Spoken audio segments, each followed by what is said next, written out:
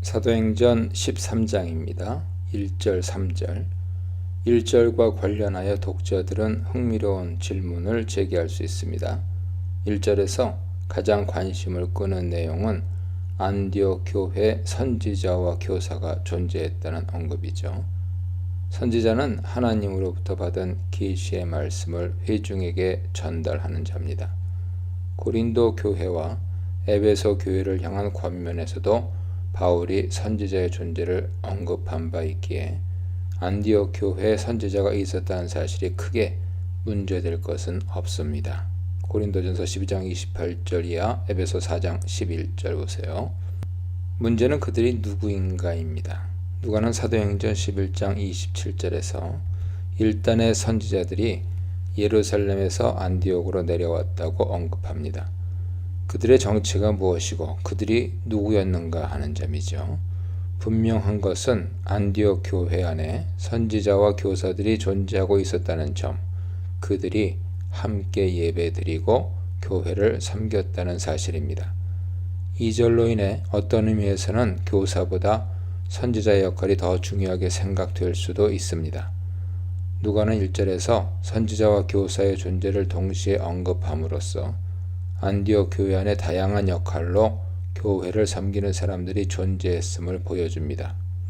다양한 출신과 서로 다른 기능을 가진 사람들이 함께 모여 예배할 때 성령은 일하셨고 회중은 그 음성을 들을 수 있었습니다.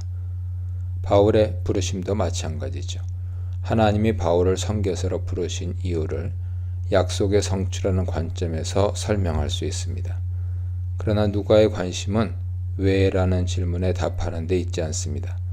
누가는 파송하는 교회의 순종과 택함받은 바나바 및 사울의 순종에 초점을 맞춥니다. 교회 예배는 우리가 가진 차이를 넘어 하나의 공동체를 이루는 것에서부터 시작합니다. 예배와 금식이 동시에 이루어진 것은 매우 흥미롭죠. 특히 금식은 2, 3절에서 반복되고 있습니다. 3절은 금식하면서 기도했다고 언급합니다. 예배와 금식과 기도가 하나로 연결되고 있습니다. 그렇다면 초대교회에서 금식한 이유는 무엇일까요? 구약에서 금식은 주로 회개의 의미로 사용되었습니다. 이사야 58장에서 금식은 해방의 의미입니다. 예배와 기도와 금식의 공통점은 자아의 죽음에 있죠. 하나님의 뜻 앞에서 교회에 필요한 것은 자아의 죽음입니다.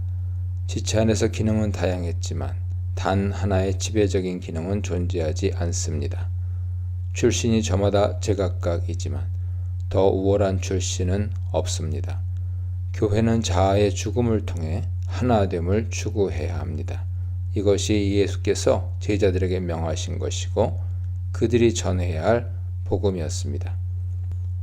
금식과 기도를 통해 교회는 철저히 자신의 편견과 고집을 내려놓고 성령의 음성에 순종하는 법을 배웠습니다. 그런 후에 바나바와 사울을 선교사로 파송하기로 결정합니다. 4, 5절입니다. 매우 건강하고 균형 잡힌 선교 모델을 보여줍니다. 4절에서 바나바와 바울은 성령의 보내심을 받아 구브로로 향합니다. 그들의 첫 목적지가 왜 구브로였는지는 알 수 없습니다. 바나바의 고향인 것은 분명하죠. 9절로 12절에 비추어 볼 때 복음의 확산을 가로막는 본질적인 세력인 사탄과 그 하수인의 영역을 깨뜨리시려는 성령의 의도가 있었던 것만은 분명합니다. 4절은 선교가 성령의 인도하심을 따라 이루어져야 한다는 것을 분명히 보여줍니다. 또한 유대인 회당을 선교의 전략적 출발점으로 선택하는 바나바와 바울의 모습은 그들의 선교가 결코 즉흥적이거나 무계획적이지 않았음을 보여줍니다. 이런 선교 패턴은 이후 바울의 선교에서 전형적인 전략으로 사용됩니다. 동시에 그들이 마가를 수행원으로 둔 사실 역시 그들의 선교가 체계적으로 이루어졌음을 보여줍니다. 수행원이라는 단어에서 알 수 있듯이 마가는 조력자, 헬퍼로서 이 선교 여행에 참여합니다. 적어도 마가에게는 바나바와 사울과는 다른 책임 및 사역이 부여되었을 것이라고 예상할 수 있습니다. 후일에 바울이 바나바와 다투고 각자의 길을 선택하게 되는 원인이 마가와 관련된 문제였던 것으로 미루어 볼 때 마가에게 요청된 어떤 특별한 일이 있었을 것이라고 생각할 수도 있습니다. 바나바와 사울은 철저하게 성령의 인도하심에 순종하면서도 자신들의 구체적인 계획과 전략을 가지고 선교에 임한 것으로 보입니다.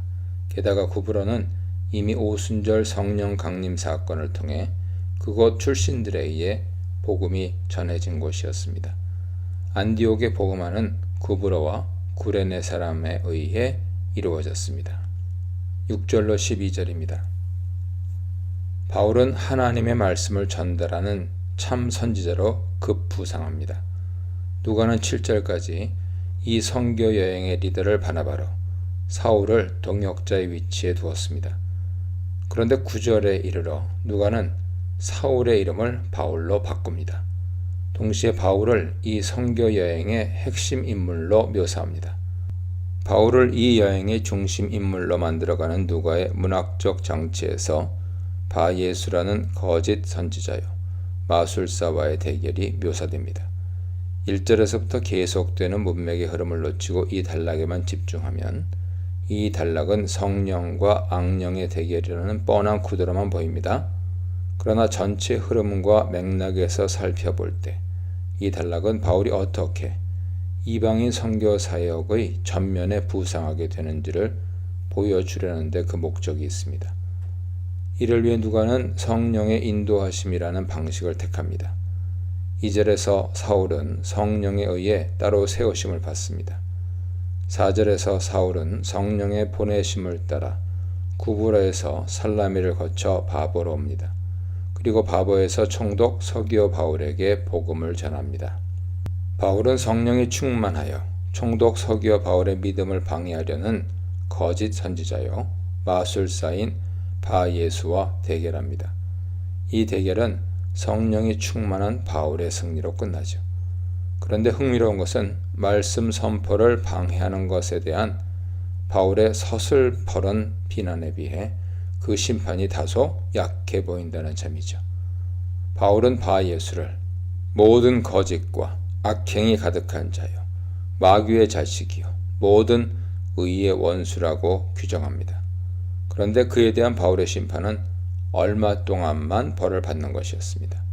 바예수에게 붙어있는 주술적 악령을 쫓아내는 능력 대결의 의미와는 사뭇 분위기가 다르죠. 결과적으로 총독 서기오 바울은 믿음을 갖게 됩니다. 그가 바울이 얻게 된 최초의 이방인 회심자인 셈입니다. 무엇이 총독으로 하여금 믿음으로 돌이키게 했을까요? 바울이 성령 충만하여 행한 기적 때문이었을까요? 바울이 행한 기적이 서기오 바울의 회심에 영향을 끼쳤음은 자명합니다. 그러나 바울의 기적은 바울이 선포한 하나님 말씀의 부차적인 도구로 사용되었음을 잊어서는 안 됩니다. 7절은 이미 서기오 바울이 하나님의 말씀에 관심을 가지고 있었고 바나바와 사울에게서 그 말씀을 듣기 원했음을 보여줍니다. 아마도 바나바와 사울은 복음을 매우 열심히 그리고 효과적으로 전한 것 같습니다. 그런데 문제가 생겼습니다. 마술사 엘르마였죠.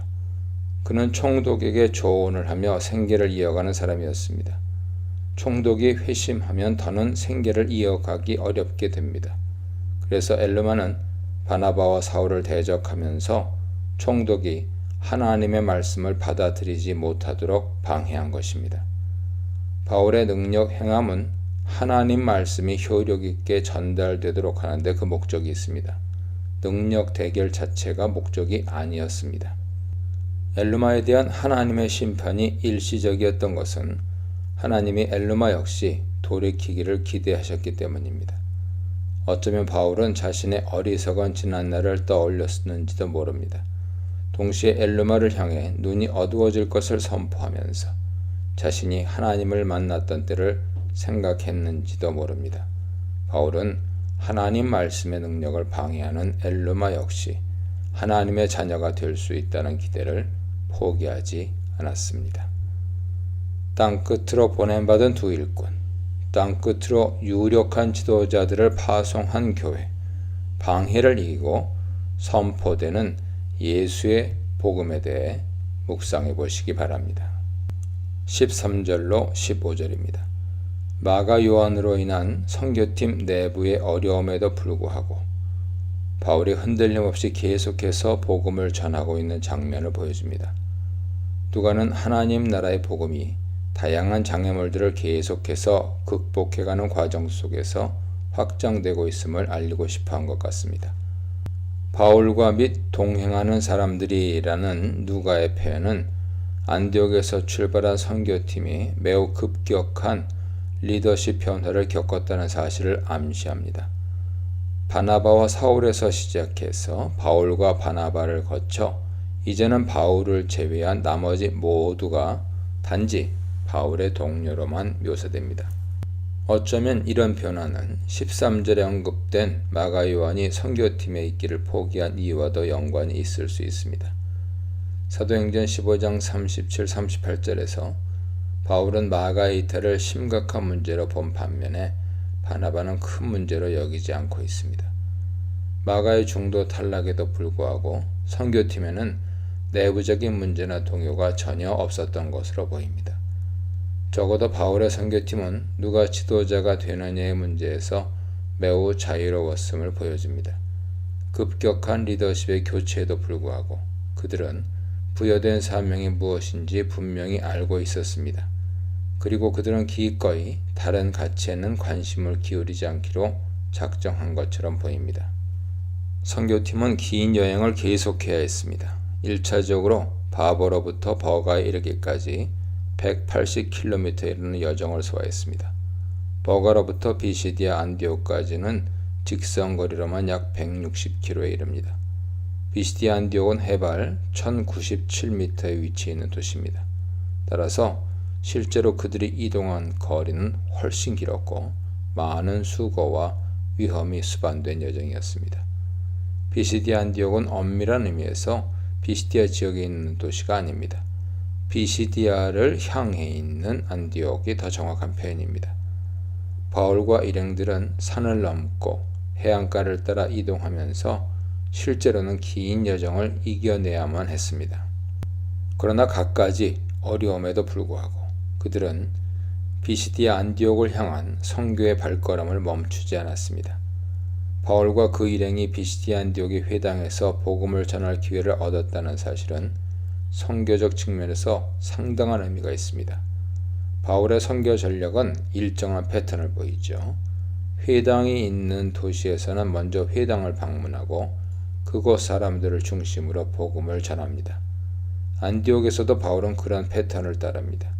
안디옥 회당의 지도자들은 바울과 그 일행이 무슨 권면의 말을 할지 잘 몰랐을 것입니다.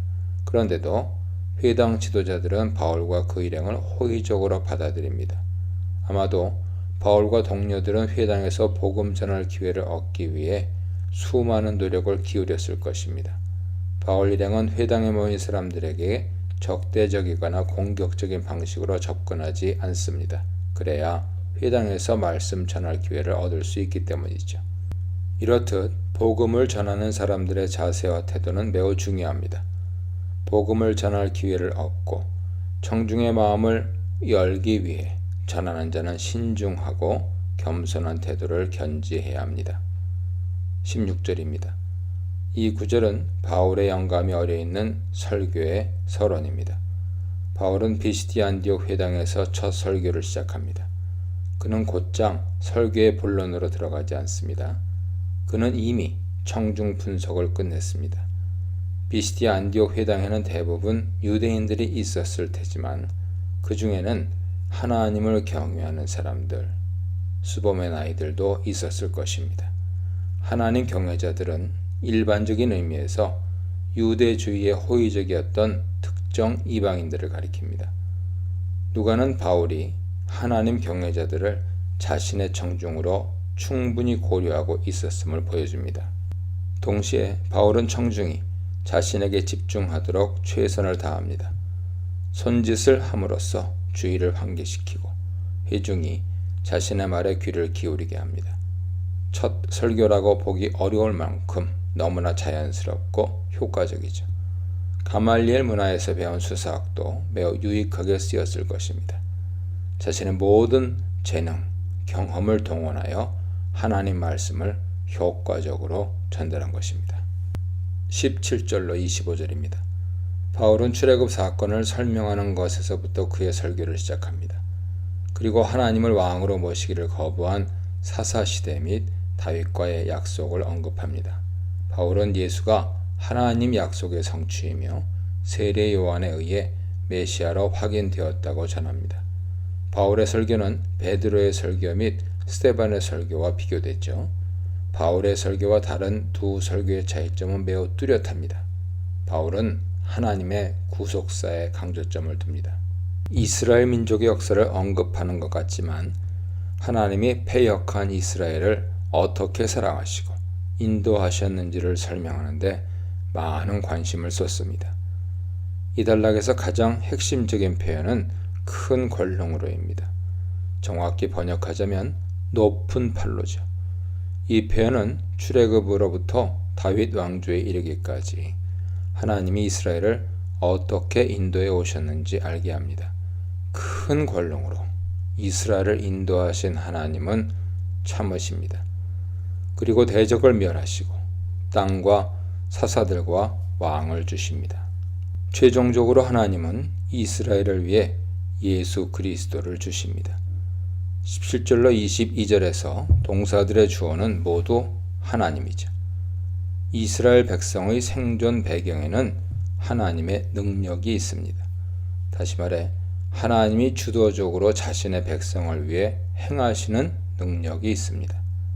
바울은 하나님의 구속 역사를 설명하면서 예수 그리스도의 오심이 하나님의 약속의 성취라고 선포합니다. 26절로 30절입니다. 그런데 바울은 이제 하나님이 약속을 성취하시기 위해 보내신 구원자 예수를 이스라엘 백성이 알아보지 못했다고 책망합니다. 바울은 말씀을 깨닫지 못한 어리석은 자들을 거침없이 책망합니다. 그들은 하나님이 약속하신 메시아를 십자가에 못 박아 죽게 만들었습니다. 하지만 하나님은 예수를 다시 살리시고 말씀으로 약속한 구원을 성취하셨습니다. 바울은 이스라엘의 무지와 완고함에도 불구하고 하나님이 약속하신 모든 것을 이루셨음을 강조합니다. 하나님은 반드시 약속을 이루시는 분입니다. 인간의 방해와 회방에도 불구하고 하나님의 구원 약속은 성취될 수밖에 없습니다. 30절은 최종적인 하나님의 승리가 얼마나 영광스러운 일인지 보여줍니다. 예수 그리스도의 부활은 인류의 모든 죄악에 대해 하나님이 궁극적인 승리를 거두셨음을 선포합니다. 그러므로 예수의 부활은 놀라우신 하나님의 구원 이야기의 절정입니다. 31절입니다. 갈릴리로부터 예루살렘에 함께 올라간 사람들은 예수의 제자들을 의미합니다. 바울은 부활하신 예수가 여러 날 동안 나타나신 이유가 제자들을 증인으로 만들기 위한 것이었다고 설명합니다. 요한복음 21장에 기록된 부활하신 주님과 베드로의 만남에서 내 양을 먹이라고 예수가 말씀하시는 장면은 바울의 이러한 설명과 부합하죠. 그러므로 제자들에게 주신 사명은 예수가 행하신 일에 대한 증인이 되는 것입니다. 바울은 자신도 역시 그 사명을 위해 부름받았음을 알립니다. 고난 앞에서 떠난 사람, 남은 사람, 어디서든 누구에게든 복음을 전하는 바울, 언약에 신실하신 하나님 나라의 복음에 대해 묵상해 보시기 바랍니다. 32절로 37절입니다. 우리도 조상들에게 주신 약속을 너희에게 전파하노니, 이는 바울이 비시디아 안디옥에 있는 유대인과 하나님 경외자들에게 복음을 전하고 있다는 의미입니다. 바울이 전한 복음 내용은 바로 조상들에게 주신 약속이죠. 바울은 그 약속이 무엇이었는지, 그 약속이 어떻게 성취되었는지를 33절로 37절에서 구체적으로 제시합니다. 그런데 33, 37절까지 내용을 잘 살펴보면 하나님이 조상들에게 주셨던 약속의 성취를 바울이 복음으로 생각하고 있었음을 알게 됩니다. 바울은 앞선 16절로 31절까지 설교에서 이미 이스라엘의 조상들에게 주어졌던 약속이 예수 그리스도의 오심을 통해 성취되었다고 선포한 바 있습니다. 사람들이 무지하여 하나님이 약속하신 메시아가 예수였음을 알아보지 못하고 그를 십자가에 죽게 했습니다. 그러나 예수의 오심은 이미 하나님의 약속이 성취되었다는 증거였습니다. 바울은 이제 그 약속이 유대인뿐만 아니라 비시디아 안디옥에 있는 모든 사람에게 해당된다는 사실을 전하고 있습니다. 이를 위해 바울은 구약 성경에서 세 개의 구절들, 시편 2편 7절, 16편 10절, 이사야 55장 3절을 인용합니다. 모두가 메시아에 대한 약속을 담고 있는 구절들이죠. 그 가운데 시편 2편 7절은 하나님의 아들로서 예수 그리스도의 오심에 대한 약속이지만 나머지 두 구절들은 예수 부활에 대한 약속입니다. 바울은 메시아를 죽은 자 가운데서 일으키실 것이라는 하나님의 약속이 예수의 부활을 통해 성취되었다고 설교합니다. 바울 설교의 핵심은 예수의 부활이었습니다. 그 어떤 것보다 놀라운 약속의 성취가 부활이라고 바울은 생각한 것이죠.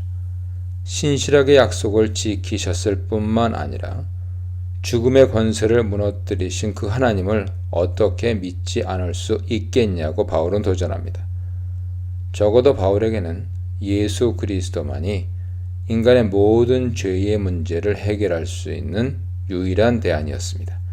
바울은 이 기쁜 소식을 가능한 많은 사람들에게 전하기 원했습니다. 바울의 설교가 얼마나 당혹스러우면서도 감격스러운지 상상해 보십시오. 회당에 모인 사람들 가운데는 이방인들도 있었습니다. 그들 가운데는 유대인으로 개종한 사람들도 있었지만 여전히 이방인으로서 유대주의에 관심을 가진 사람들도 있었습니다. 그들은 여전히 유대주의의 율법을 지켜야만 하나님의 백성이 될 수 있는 것으로 생각하고 있었을 것입니다. 그러나 바울은 이제 그들도 역시 아브라함의 약속에 해당되는 사람들임을 밝힙니다. 하나님이 성취하신 약속의 혜택이 모든 사람들에게로 확대될 수 있음을 바울은 선언합니다. 38절로 41절입니다. 바울은 자신의 설교를 듣는 사람들 모두를 복음으로 초대합니다. 예수 그리스도로 말미암은 죄 사함의 기회죠. 이제 복음은 예수 그리스도를 믿음으로 받아들이는 사람들에게 죄로부터의 자유를 줄 것입니다. 복음은 율법으로 절망하던 자들에게 새로운 희망과 소망을 약속합니다. 특히 바울은 39절에서 모세의 율법으로 의롭다 하심을 얻지 못하던 모든 일과 이 사람을 힘입어 믿는 자마다 의롭다 하심을 얻는 이것을 대조하여 설명합니다. 율법의 무능함과 믿음의 효력을 서로 비교하는 것이죠. 바울은 의롭다의 태화 시제를 달리해서 그 신학적 의미를 뚜렷하게 드러냅니다. 의롭다라는 의미를 가진 헬라어는 디카이오입니다. 바울은 이 단어가 모세 율법과 관련될 때 부정과거 수동태인 디카이오데나이로 사용합니다. 그런데 예수 그리스도의 의롭다 하심을 언급할 때는 바울은 현재 수동태인 디카이오타이로 표현합니다. 이는 모세 율법이 더 이상 사람을 의롭다고 할 수 없음을 분명히 하려는 바울의 신학적인 의도입니다. 동시에 디카이오타이는 신적 수동태로서 하나님의 은혜에 의한 의롭다 하심만이 가능함을 보여주는 것이죠. 바울은 하박국 선지 말씀을 인용하며 설교를 끝맺습니다. 바울이 인용한 하박국 1장 5절은 선지자의 경고죠. 이스라엘 백성은 하나님이 바벨론을 사용하셔서 그들을 심판하셨다는 사실을 깨닫지 못했습니다. 선지자는 이런 이스라엘 민족의 어리석음에 대해 신랄하게 경고했습니다. 바울이 하박국 1장 5절을 인용한 이유도 이와 같죠. 피시디아 안디옥에 있는 사람들에게 경고하려 함입니다. 즉 같은 실패를 되풀이하지 말라는 것이죠. 복음의 초대에는 항상 모든 사람에게 미치는 하나님의 은혜와 거절하는 자에게 임할 진노라는 양면성이 있습니다. 바울의 설교에 많은 사람들이 반응을 보였습니다. 42, 43절입니다. 사도행전 13장 26절 이하에 나타난 유대인들의 반응과는 정반대로 이곳 청중들의 반응은 긍정적이었습니다. 그들은 다시 바울의 설교를 듣길 원했습니다. 42절에 팔의 칼로는 촉구하다, 강력하게 권하다 라는 뜻으로 회중의 마음 상태를 잘 표현하고 있습니다. 그들은 진심으로 바울 설교에 깊이 빠져들었습니다.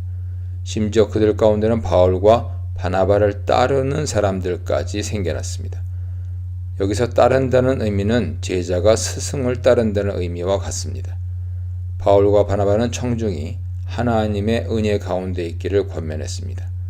이는 바울과 바나바의 성공적인 설교 사역이 철저하게 하나님의 은혜에 의한 것임을 두 사도들이 잊지 않았다는 것을 의미합니다. 사람들의 열광적인 반응은 설교자들을 종종 위험에 빠뜨리죠. 청중의 긍정적인 반응을 마치 자신의 성공으로 착각하기 때문입니다.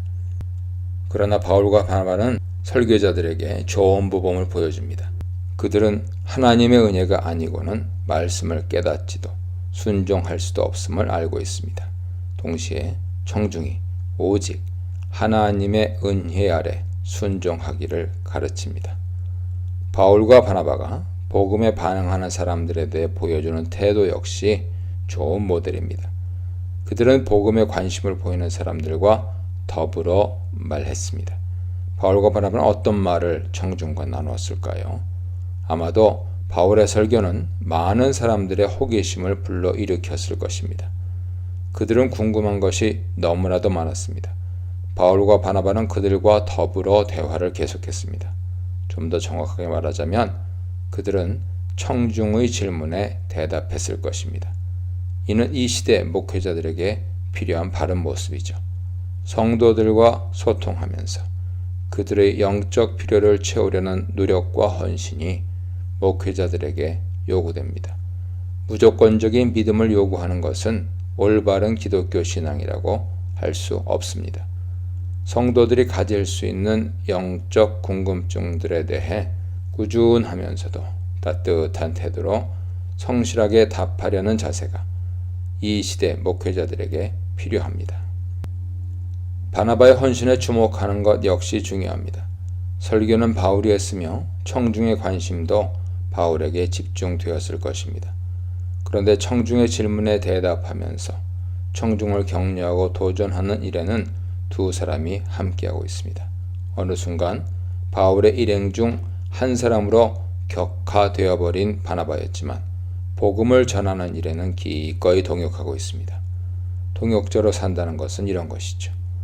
누구의 설교의 은혜를 받고 감동이 되었든지 예수 그리스도의 복음을 전함에 있어서 자신의 자리를 지키며 최선을 다하는 것이 증거자의 모습입니다. 아마도 이런 바나바의 모습은 바울에게 큰 도전이 되었을 것입니다.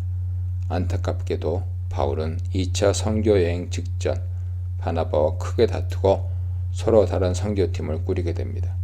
그러나 빌립보 1장 15절 이하에 나타난 바 빌립보 교회를 향한 바울의 마음은 바나바의 태도와 크게 다르지 않습니다. 참으로 하나 무슨 방도로 하든지 전파되는 것은 그리스도니 이로써 나는 기뻐하고 또 기뻐하리라. 누가 주목을 받느냐는 것은 중요하지 않습니다. 전파되는 것이 그리스도면 그것으로 족합니다. 약속을 이루신 예수의 부활, 십자가와 부활을 통해서만 용서받는 죄, 경고하는 선교사와 경고를 받는 청중에 대해 묵상해 보시기 바랍니다. 44, 45절입니다. 비시디아 안디옥의 이방인들 대부분이 하나님의 말씀을 듣기 위해 회당으로 모였습니다. 44절에 기록된 유대인들은 아마도 유대인 지도자들을 의미할 것입니다. 적어도 그들에게는 이 상황이 전혀 달갑지 않았습니다. 처음부터 그들이 바울에게 적대적이었다고 보기 어렵습니다. 누가는 그들의 적대적인 태도를 45절부터 구체화합니다. 유대인 지도자들의 적대적인 반응이 바울이 전한 메시지 때문이라는 주장도 있습니다. 그러나 본문의 전체적인 흐름을 볼 때 누가는 유대인 지도자들이 적대적으로 바뀐 이유에 대해 본문 안에서 간략하지만 명확하게 기록합니다. 유대인들이 그 무리를 보고 시기가 가득하여. 유대인 지도자들은 수많은 이방인 무리가 바울의 설교를 듣기 위해 회당으로 나온 것을 보자 심한 질투심에 사로잡혔고 바울 설교에 대해 비방하기 시작했습니다. 가득하다는 헬라어로 에플레스테산입니다. 흥미롭게도 이 단어는 사도행전 13장 52절에서 제자들의 기쁨과 성령으로 충만했다고 표현할 때 사용된 단어 에플레룬토와 의미상 매우 유사합니다. 에플레스테산의 원형은 핀플레이고 에플레툰토의 원형은 플레토입니다. 누가는 성령으로 충만하다고 표현할 때 이 동사를 같이 사용합니다. 누가는 바울과 바나바에게 유대인 지도자들과 이방인들의 모습을 대비시키죠. 적대적인 유대인 지도자들은 시기로 가득한 모습을 보였고 겸손함으로 하나님 은혜의 복음을 받아들인 비시디아 안디옥의 회심한 이방인들은 기쁨과 성령으로 충만한 가득한 모습을 보였습니다. 성령으로 충만하지 않으면 세속적인 욕심으로 충만하게 된다는 것을 알 수 있죠. 한편 유대인 지도자들이 시기심에 사로잡혔다는 사실은 그들 역시 유대주의를 전하려는 열심을 가지고 이방인들과 접촉하고 있었음을 가정하게 합니다. 그들은 이방인들 중에서 하나님 경외자를 얻기 위해 많은 노력과 헌신을 했을 것입니다. 그런 그들 눈에 바울과 바나바는 동역자가 아니고 그들이 수고하여 얻은 결과물을 한순간에 빼앗아 간 자들로 보였을 것입니다. 결국 시기심에 사로잡힌 유대인 지도자들은 복음을 거부할 뿐만 아니라 복음의 걸림돌이 되는 어리석은 길을 선택하게 됩니다. 열정 그 자체만으로 모든 것이 정당화되지 않습니다. 열심은 있었지만 그들은 지식이 없어 망하게 되었습니다. 로마서 10장 2절의 기록도 있죠. 46, 47절입니다. 비시디아 안디옥 유대인들은 과거 조상들의 잘못을 되풀이합니다. 그들은 이미 바울의 설교를 통해 예수 그리스도를 거절한 유대인들의 무지와 교만이 얼마나 어리석은 일이었는지 들었습니다. 그 결과 복음을 통한 하나님의 구원의 은혜가 이방인들에게로 확장되었음을 알게 되었습니다. 그럼에도 불구하고 그들은 복음을 거절했습니다. 이는 그들이 하나님 말씀을 버리고 자신들이 영생을 얻기에 합당하지 않은 자들임을 자처하는 것이죠. 이에 대한 바울과 바나바의 반응은 아주 단순하고 명료합니다. 그들은 이사야 49장 6절을 인용하면서 이제 이방인들이 하나님 약속의 수혜자가 되었음을 선포합니다. 바울과 바나바는 복음이 이방인에게로 향하게 되는 이유가 유대인의 태도에 있다고 말합니다. 이후에도 바울은 계속해서 유대인들로부터 거절당하고 이방인 선교를 위해 나아가는 패턴을 따릅니다. 이제 바울은 이방인을 위한 사도요 선교사로 활동합니다. 이사야 49장 6절은 하나님의 부르심에 순종하는 사람을 통해 하나님이 일하시겠다는 약속의 말씀이기도 합니다. 신학적으로 이사야 49장 6절은 한 사람의 순종으로 많은 사람이 구원을 얻는 메시지를 포함합니다. 사도행전 13장 47절의 상황에서 그 한 사람은 바울과 바나바죠. 이스라엘의 불순종이 하나님의 구원 역사를 가로막는 것처럼 보였지만 한 사람, 바울과 바나바의 순종을 통해 이방인들이 하나님께로 돌아옵니다. 48, 49절입니다. 바울과 바나바의 선포에 대한 이방인들의 반응은 유대인들의 반응과 대조를 이룹니다. 그들은 기뻐하며 하나님 말씀을 찬송하고 회심합니다. 그들을 통해 주의 말씀은 계속해서 그 지역의 다른 사람들에게로 퍼져나갑니다. 가장 이상적인 선교 모델이죠. 복음을 듣고 회심한 사람이 또 다른 사람에게 복음을 전하는 모습이 얼마나 아름답고 멋집니까? 여기서 영생을 주시기로 작정된 자에 대한 해석이 분분하지만 누가가 이 이야기에서 예정론을 염두에 두고 있는 것 같지는 않습니다. 오히려 이 표현을 통해 누가는 하나님의 주권에 근거한 구원을 나타내려 했던 것 같습니다. 유대인들의 거절 앞에서 하나님은 이방인들에게도 구원의 문을 여셨습니다. 그리고 그것이 훗날 유대인들의 구원을 위한 하나님의 전략이 될 것입니다. 52절입니다. 유대인 지도자들의 반응은 매우 실망스럽죠. 그들은 자신들만 망하는 것에 그치지 않고 다른 사람들까지도 멸망으로 인도하는 최악의 부류입니다. 누가는 그들이 취한 두 가지의 비열하고 어리석은 방식을 그대로 보여줍니다. 첫째, 유대인 지도자들은 다른 사람들을 선동하고 이용했습니다. 특히 그들은 여인들의 감정을 자극하고 이용했습니다. 선동하다 헬라어는 파로특 리난인데요. 파로특 리난은 누군가 감정을 자극한다는 의미죠. 다른 사람 감정을 자극할 때 진실을 그대로 알리는 경우는 거의 없습니다. 각종 비방과 거짓 정보를 이용하여 사람의 감정을 자극합니다. 유대인 지도자들은 경건한 이방인 귀부인들에게 거짓 정보를 흘리고 그들의 감정을 선동적으로 자극했던 것으로 보입니다. 이방인 귀부인들을 속임으로써 그들이 직접 나서지 않고도 바울 일행에게 타격을 가하려고 했던 것입니다. 죄질이 아주 나쁘죠. 교회 지도자들이 경계해야 할 모습입니다. 둘째, 유대인 지도자들은 행정관리들을 움직였습니다. 유대인 지도자들은 한 지역 질서를 유지하는 책임을 맡고 있었을 것입니다. 그들은 자신의 사회적 위치와 지위를 이용해서 행정관리들과 좋은 관계를 유지하고 있었을 것입니다. 또한 경건한 귀부인들은 이방인들 가운데 유대주의에 관심을 가진 사람들로서 그 지역 유지들을 남편으로 두고 있는 여인이었을 확률이 높습니다. 그러므로 우리는 유대주의 지도자들이 경건한 귀부인들을 선동하고 그들의 남편을 움직여 어떤 정치적 목적을 달성하려 했다고 추정할 수 있습니다. 피시디아 안디옥에서 행해진 종교와 세속 정치의 야합이라고 볼 수 있죠. 영적 지도자들이 자기들의 욕심을 이루기 위해 세속 지도자들을 이용한 안타까운 못된 모습이죠. 바울과 바나바는 유대주의 지도자들의 비열한 모습에 단호하고도 분명한 태도로 맞섭니다. 바울과 바나바는 발에 티끌을 떨어버리고 이고니온으로 향합니다. 51, 52절은 그럼에도 불구하고 성령이 힘들고 어려운 상황을 극복하도록 힘과 은혜를 더하시는 상황을 요약적으로 보여줍니다. 누가는 기둥과 같은 영적 지도자들인 바울과 바나바가 피시디아 안디옥을 떠났지만 남아있는 제자들이 오히려 기쁨과 성령으로 충만하다고 기록합니다. 52절의 제자들은 새 신자들을 가리키죠. 비록 이제 막 복음을 받아들인 영적으로 갓 태어난 어린아기와 같은 상태였지만 그들에게는 성령으로 인해 기쁨이 충만했습니다. 누가는 사도행전 8장 8절에서 복음이 전해진 결과로 큰 기쁨이 있었음을 이미 언급한 바 있습니다. 복음이 선포된 결과는 기쁨과 담대함입니다. 환영받는 복음, 반대에 부딪히는 복음, 차별 없이 구원하시는 복음, 쫓겨나는 복음, 기쁨을 주는 복음에 대해 묵상해 보시기 바랍니다.